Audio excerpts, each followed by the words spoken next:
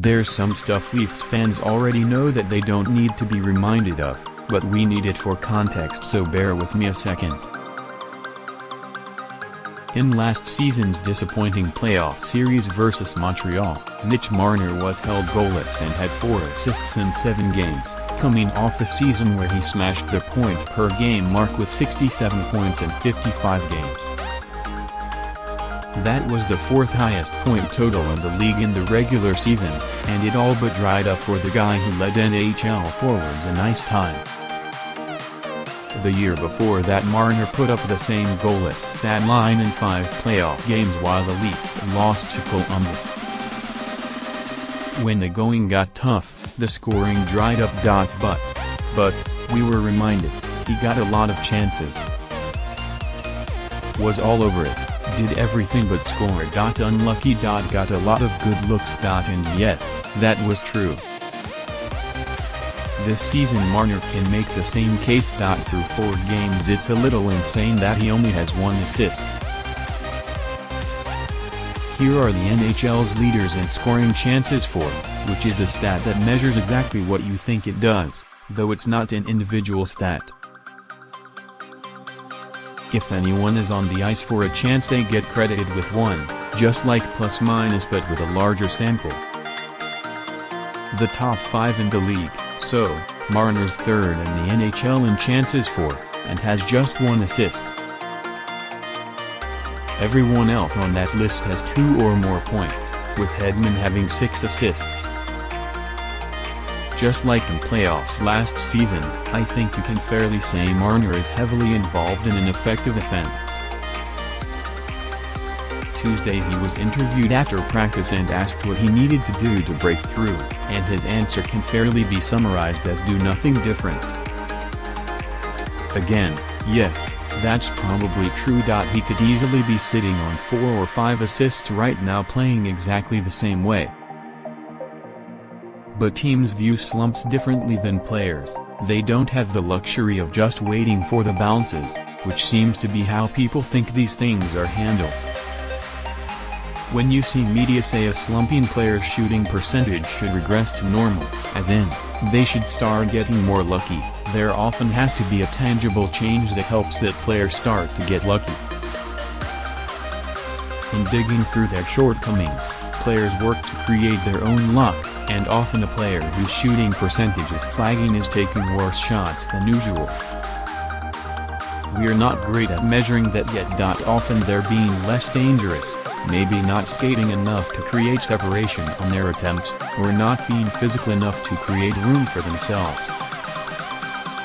So looking at Marner, I have no doubt he's going to break out offensively even if he changes very little. But if I were with the team I'd have a hard time believing nothing needs to change at all. One thing Marner did note in that same post-practice press conference was that he'd like to see more second-chance opportunities, and I think that's moving the conversation in a more productive direction. Knowing his scoring chance numbers and who he plays with, the assists will come. I'm fine with changing nothing there. Tavares has been pretty snake-bit so far, and he's been on the receiving end of a lot of those chances.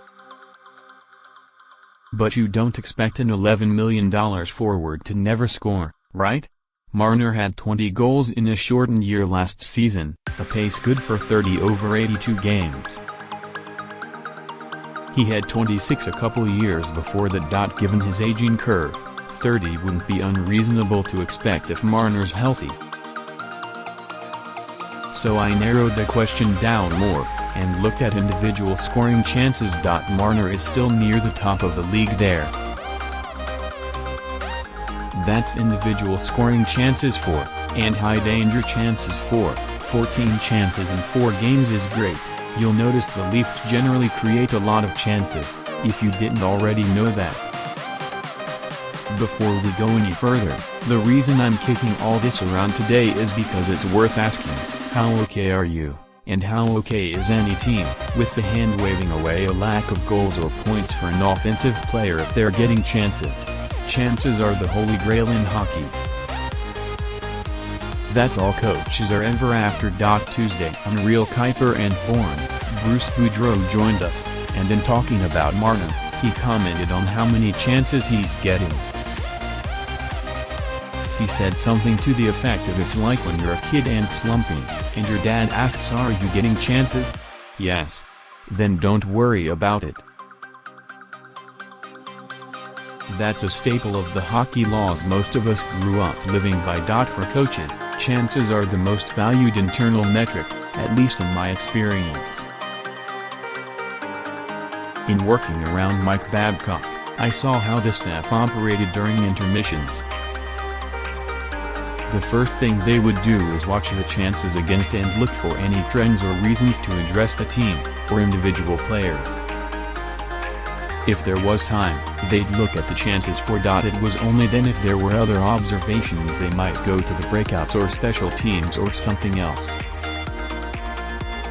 Sheldon Keefe is no different. Nor is DJ Smith or any coach in the league. Everything starts and ends there.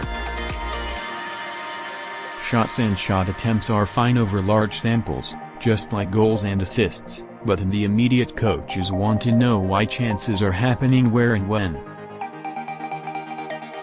Armed with the data on chances from those who tally it, coaching staffs then take to the video, and this is where I find all these Mitch Marner chances a little wanting.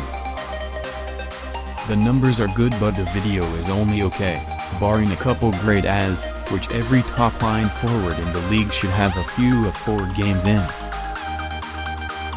Public scoring chance data is a little dicey, because you have to form an objective definition of what one really is, which sometimes leads to some miscounting, but in general it's helpful to guide us. These are the chances that show up on instat.com when you search Marner's season so far. They have 10 chances at even strength, where the data credits 14, but I still think these tell a bit of a story. I see a player who's worked on something in the off-season, his shot, and is maybe eager to put it to use, and is in turn not playing like his most effective self. It's like the Philadelphia 76ers wanting to make Ben Simmons a guy who'll take three-pointers, which he isn't good at, because it'll change the defensive spacing in a way that's advantageous for the offense. It's a wonderful theory, until you realize they're encouraging a guy who doesn't shoot well to shoot more. Mitch Marner isn't a terrible shooter by any stretch, that's not my point. It's more that he's so good when he's trying to essentially skate the puck into the back of the net that shots from distance feel wasted on him.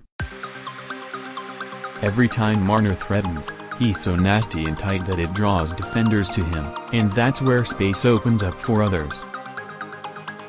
When he's threatening in, when he's skating downhill, he gets into traffic rather than shooting from the outside of it. Marner has been creating, and so the assists will come. He's been getting good looks and unlucky, and the goals will come, too.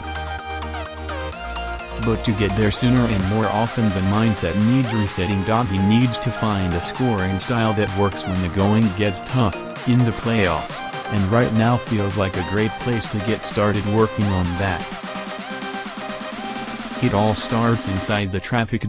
Players have forever been told that when they're slumping they should just put everything on net, because you never know. All that does is prolong slumps and render players less dangerous. Marner can find his best self by hanging on longer and not settling for shots from distance.